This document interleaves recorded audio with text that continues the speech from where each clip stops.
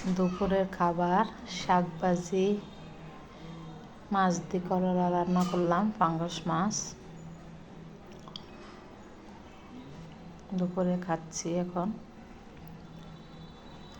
কিভাবে রান্না করি দেখতে থাকুন। বাজারে গিয়েছিলাম, অনেক বড় পাঙ্গাস মাছ একটা, সেটা কিনে নিলাম। মনে করছিলাম ভিতরে ডিম আছে, পরবর্তীতে কেনার পর কাটার পর ডিম নাই, শুধু চর্বি আর চর্বি। এটা নিছি মাছ, এটা 6 কেজি, অনেক বড় পাঙ্গাস। এই যে বড় বড় করে নিয়ে আসলাম, আরো ছোট ছোট করে ফ্রিজে রাখি দিব। বড় বড় করে কাটা হলো পিসগুলা।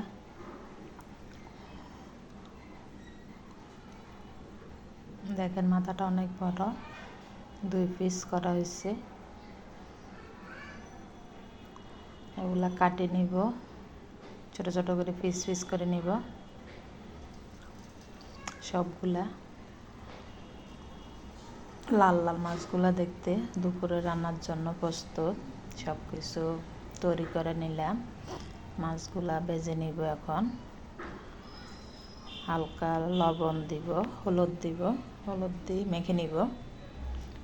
এই যে মাখানো হয়ে গেছে, এখন ভেজে নিব। রান্নার জন্য প্রস্তুত। একদিকে মাছ ভাজতেছি, অন্যদিকে রান্না করতেছি। পেঁয়াজগুলো ভেজে নিলাম। এখন হলুদের গুঁড়া, মরিচের গুঁড়া, লবণ দিয়ে দিলাম।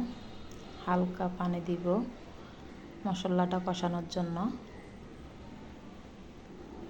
বেশি দিব না।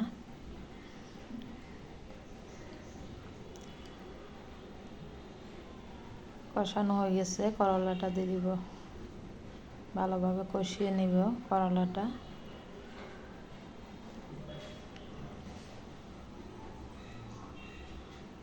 নতুন বাসায় রান্না করতেছি। বাসা চেঞ্জ করা একটা কারণ, আগের বাসায় গ্যাস ছিল না, রান্না করতে পারি না। হালকা গ্যাস থাকে, ওখানে রান্না করলে মজা হয় না সব কিছু। তারপরে সিলিন্ডারে নিয়ে আসলাম। সব রান্না সিলিন্ডারে করতে হয়, সেই জন্য গ্যাস বিলও দিতে হয়, সিলিন্ডারও টাকা ডাবল খরচ, সেই জন্য বাসা চেঞ্জ করা। নতুন বাসাতে আসলাম। এখন নতুন বাসা রান্না হচ্ছে। এই যে রান্না শেষ। আল্লাহ হাফেজ।